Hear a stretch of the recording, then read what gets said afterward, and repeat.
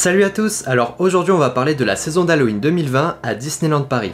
Je vais donc vous dévoiler le programme de la saison avec toutes les surprises qui vont vous attendre et vous allez voir que ça reste assez sympa, même si vous le savez, cette année est un peu particulière à cause du coronavirus. D'ailleurs on en reparlera un peu plus tard dans la vidéo.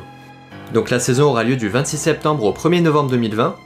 Du coup pendant plus d'un mois, vous allez pouvoir retrouver les décorations d'Halloween qui sont magnifiques. Franchement c'est une des périodes où le parc est le mieux décoré, entre les citrouilles, les fantômes, les couleurs du parc un peu orangées qui rappellent l'automne, c'est vraiment sympa et rien que pour ça je trouve que ça vaut vraiment le coup de s'y promener.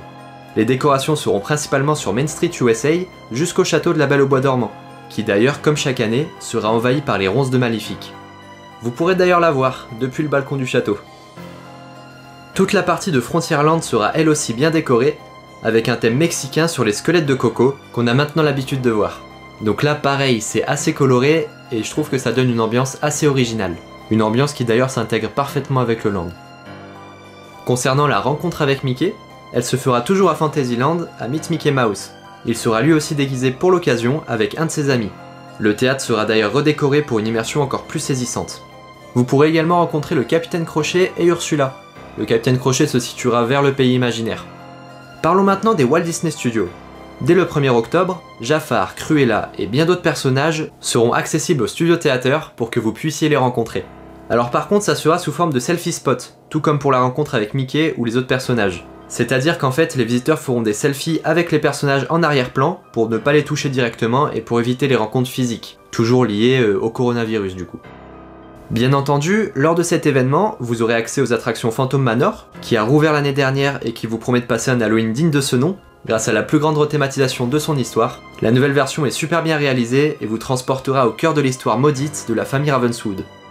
Quant aux fans de sensations fortes, ils pourront redécouvrir l'attraction The Twilight Zone Tower of Terror, donc la tour de la terreur, qui est l'attraction phare du parc Walt Disney Studios. Ici, elle sera donc dans sa toute nouvelle version, pleine de rebondissements. Au programme, de nouvelles histoires, plein d'effets sonores et visuels inédits, ainsi que de nouvelles séquences de chutes. Donc en fait ce sera des chutes aléatoires qui elles aussi sont inédites et permanentes. Donc oui c'est vrai, ça fait quelques mois que ces deux attractions bénéficient de ces nouveautés, mais je trouve que c'est important de le souligner parce que ces attractions correspondent parfaitement à la période d'Halloween de par leur ambiance angoissante et mystérieuse.